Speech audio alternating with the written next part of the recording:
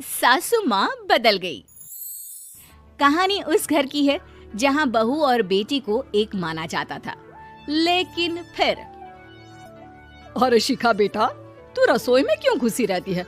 जा, रोटी मैं बना लूंगी। नहीं नहीं माँ जी, आप बैठिए, बस सारा खाना बन ही गया है। श्वेता को बोल देती हूँ, वो खाना लगा देगी सबका। सॉरी भाभी, मेरे पास वक्त नहीं है। माँ, मुझे पैसे देना, पार्लर जाना है। हाँ हाँ चली जाना, भाभी को भी ले जाना।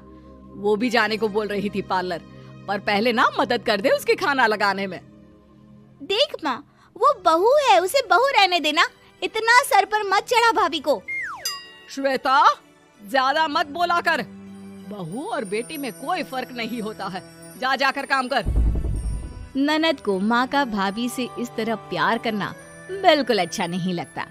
वो बार बार किसी न किसी तरह माँ को भाभी के खिलाफ भड़काती रहती, लेकिन कोई फायदा ना होता।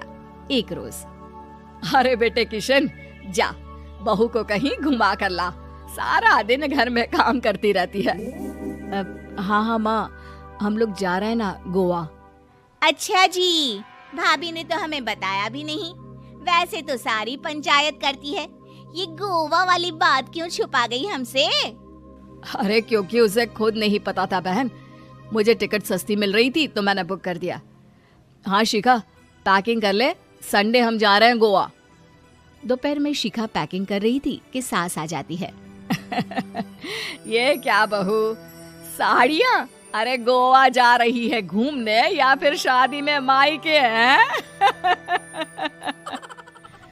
माँ जी, ऐसा कुछ है ही नहीं, समझ में नहीं आ रहा क्या रखूं कपड़े में।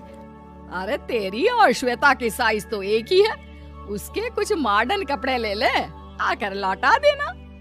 हाँ माँ जी, ये ठीक रहेगा। शिखा श्वेता के पास जाती है और उससे कपड़े मांगती है।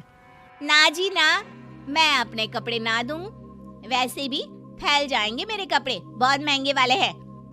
शिखा मुंह लटकाकर कमरे में आ जाती है तो सास कहती है, चल तैयार हो जा, तुझे मैं शॉपिंग करा कर लाती हूँ गोवा की। बस फिर क्या था, सास बहू निकल जाते हैं मार्केट और एक से बढ़कर एक ड्रेस खरीद कर घर आते हैं। पहले बता देती कि नए कपड़े दिलाने वाली है भाभी को, तो मैं अपने ही दे देती ना भाभी को, मुझे दिला देती नए कपड़े। देख श्वेता, परिवार का मतलब सबके साथ रहना होता है, ना कि सिर्फ अपना सोचना। वैसे भी तुझे अच्छे संस्कार सीखने चाहिए। और रही बात कपड़ों की, तो शिखा, आज से घर पर भी तू मॉडर्न कपड़े ही पहनेगी। कोई जरूरत नहीं है ये साड़ी वाड़ी लपेटने की। अब क्या था, घर पर श्वेता और शिखा एक जैसे रहते। एक बार पड़ोसन आती है। अरे बेटा, अपनी माँ को तो बुलाना, जरा बात करनी है। शिखा सास को बताती है और रसोई में चली जाती है। ये आपकी बेटी बहुत बड़ी हो गई है, इसके लिए एक रिश्ता है, कहो तो बता दूं। ये बेटी नहीं बहू है, घर में सब एक जैसा ही रहता है। वैसे मेरी बेटी भी बड़ी हो गई है, कोई रिश्ता हो तो जरूर बताना। पड़ोसन रिश्ता लेकर उन लोगों के घर आती है। तब श्वेता की होने वाली सास कहती है, तो ये घर है, कितने मंजिल का है? और ये बहू ने आपकी क्या पहन रखा है, जीन्स टॉप? अरे भाई, साड़ी वाड़ी नहीं है क्या इसके पास? देखिए, सर्दी है तो साड़ी में बहू कैसे मैनेज करती, वैसे पहनती है साड़ी भी। देखिए, हम लोग ठहरे पैसे वाले लोग, कोई कमी नहीं है हम लोगों के पास पैसों की, बहुत पैसे हैं, जमीन, नौकर चाकर, कार, सब कुछ है, लेकिन घर में संस्कारी बहू चाहिए। समझ रही हैं ना आप?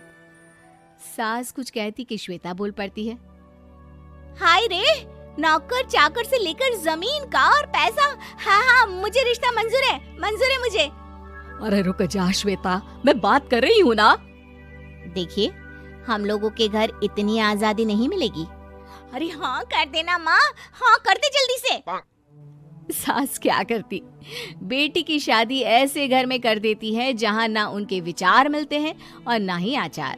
शादी के बाद एक रोज फोन पर, श्वेता बेटा, एक बार घर आ जा, बहुत दिल करता है तुझे देखने का। माँ, वो घर पर बहुत काम होता है, कैसे आऊँ?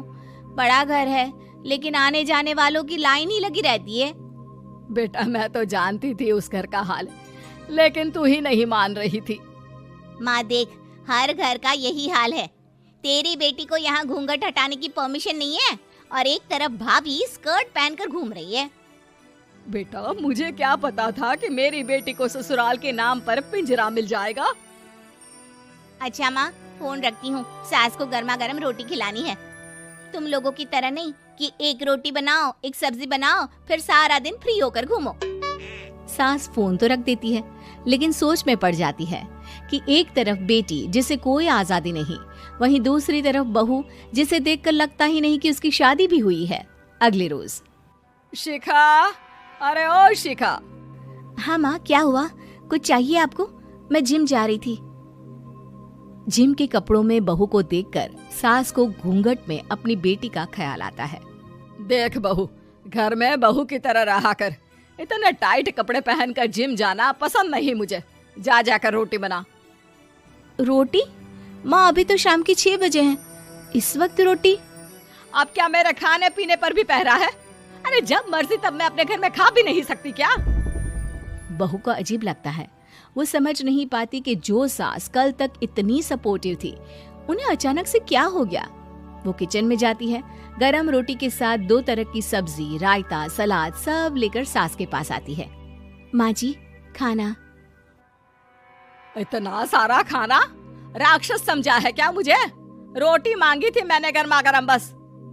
पर माँ जी, रोटी खाती किससे आप? सब्जी तो बनानी थी ना। अरे भूख मर गई मेरी तेरी बहस से। जा जाकर काम कर, अंदर पूरी रसोई साफ कर। बहू अंदर चली जाती है। थोड़ी देर में श्वेता घर आती है। अरे शिखा, जल्दी से चाय ला, पकवान बना, मेरी बेटी आई है। अरे नहीं नहीं माँ, ड्राइवर बाहर खड़ा है। मैं तो घर का कोई सामान खरीदने के बहाने यहाँ आ गई हूँ, मुझे जाना होगा। अरे बेटा, पर कितने दिनों बाद देख रही हूँ तुझे, रहने आ जाना 2-4 दिन के लिए। आ जाऊंगी माँ, जब मेरी सास मरेगी तब। मैं तो रोज मन्नत मानती हूँ कि मेरी सास मर जाए तो अच्छा है। अच्छा चल, जा रही हूँ माँ।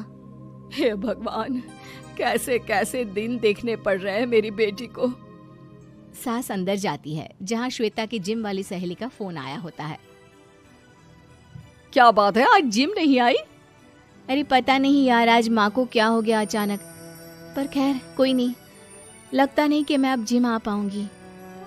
शिखा स्पीकर पर बात कर रही थी, जिसे सास सुन रही थी। यार ये सास ना होती ही ऐसी है। मैं तो कहती हूँ बुढ़िया जल्दी मरे और तू आराम से जिए। शिखा को सहेली की बात पर गुस्सा आ जाता है।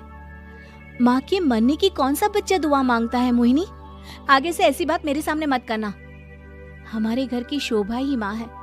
क्या हुआ जो थोड़ी शक्ति दिखा रही है? उसमें भी कोई ना कोई उनकी भलाई ही होगी। मैं तो कहती हूँ भगवान मेरे जैसी सास सबको दे, जो सिर्फ माँ की तरह है। सास वाली तो कोई बात ही नहीं है उनमें।